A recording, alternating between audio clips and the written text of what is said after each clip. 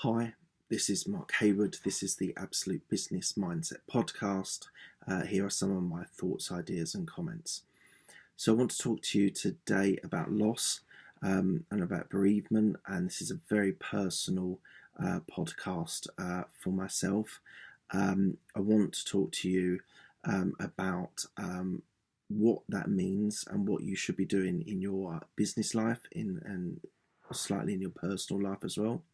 So, what I would advise is if you're in a career or a business that has dependencies on you, even in the most painful situations, I would advise you to continue to work, to continue to go into the office or wake up and go to your loft and do your business, or if you're in your own offices.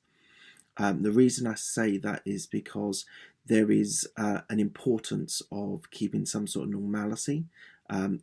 It's incredibly hard, and losing someone very close to you is incredibly difficult for anyone, whether that is a partner, whether that is a parent, whether that is a grandparent, whether that is a brother or sister, or any other close friend.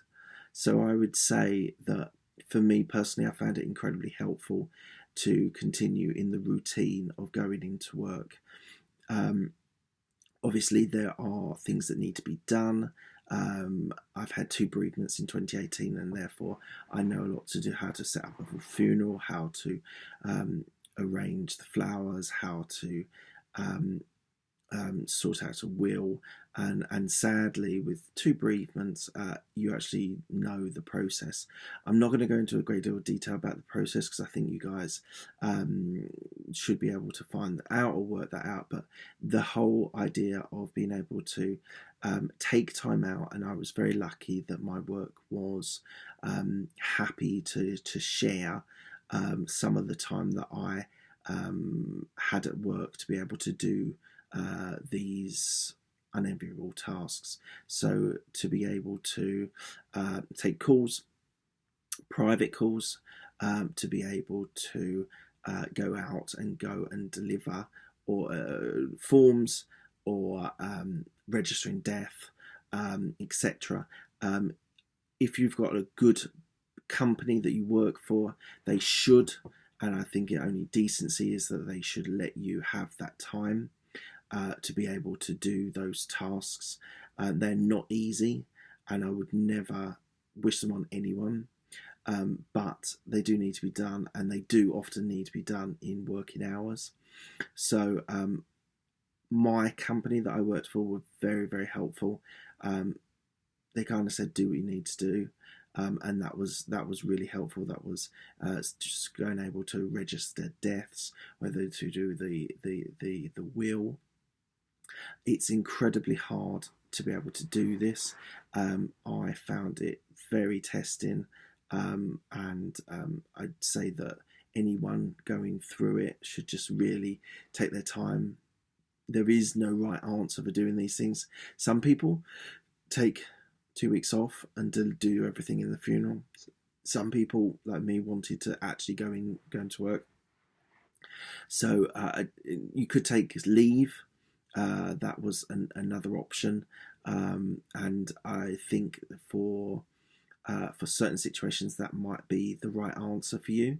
You might find it difficult to even be in the office. If that is the case, and you've got leave and you've got the availability with work, then do that.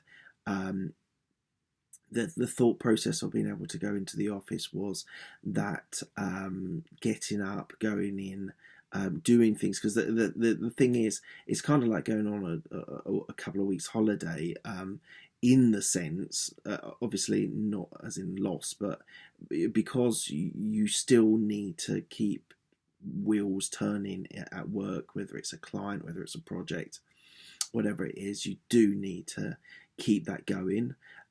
And there are options of being able to pass that to somebody else, and in a lot of cases that's been done and would be very successfully done.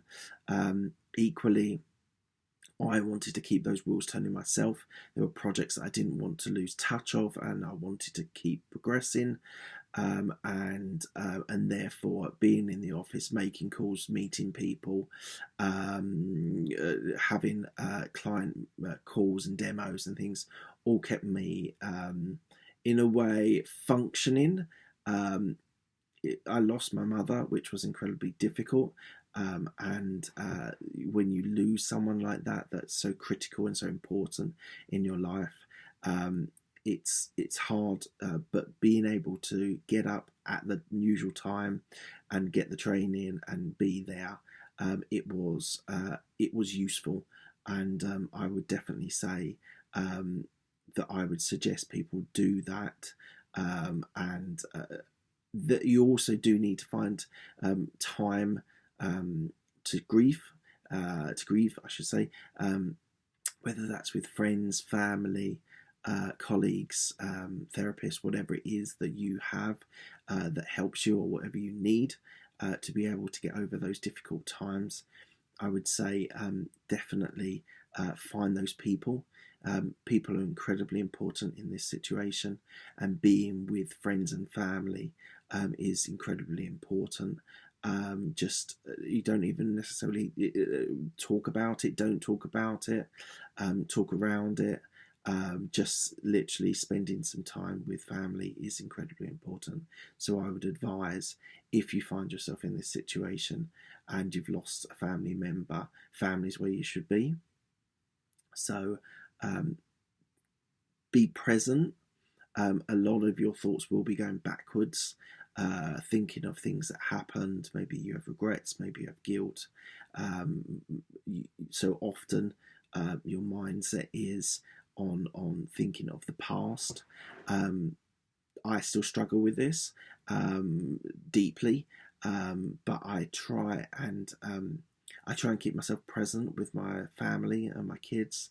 They keep me very busy, and work kept me busy, and seeing my family kept me busy. You do need to work through these times, and sometimes it's something that you do on your own. Sometimes that you do it with other people. That grief is very personal, and I wouldn't I can advise what the best ways of dealing with it, but I'd never tell you what you need to do, because it's totally down to whatever you need. Some people don't want to talk about it, some people do. Whatever your way of dealing with it, that is the way that you've got to. I think that talking about it is helpful and is advantageous, and will definitely benefit you in the long run. I would advise that, but honestly, sometimes the days are so bad that you just have to get through them.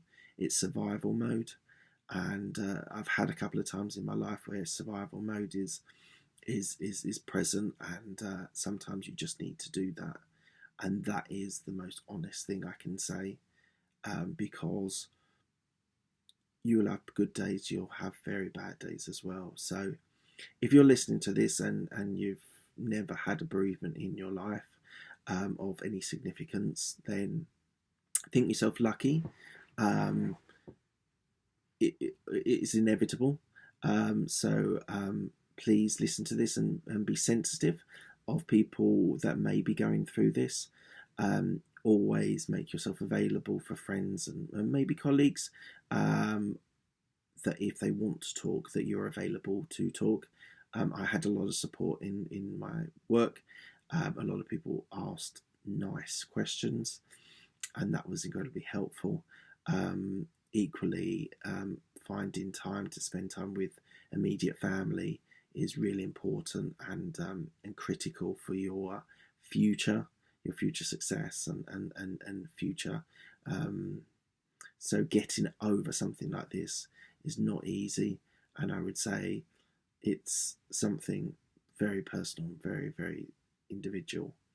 So I would say I'm going to stop there, because I think you really need to think about how it affects you and how it's affected you. Maybe it has already affected you, and maybe you've never got over it. Maybe you've worked out ways of getting over it. If you could leave any comments on ways that maybe you got over it that were different to mine and maybe better. You could then suggest things for me.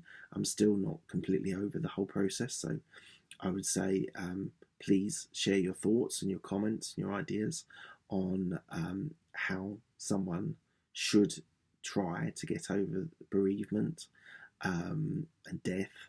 I think often words get muddled.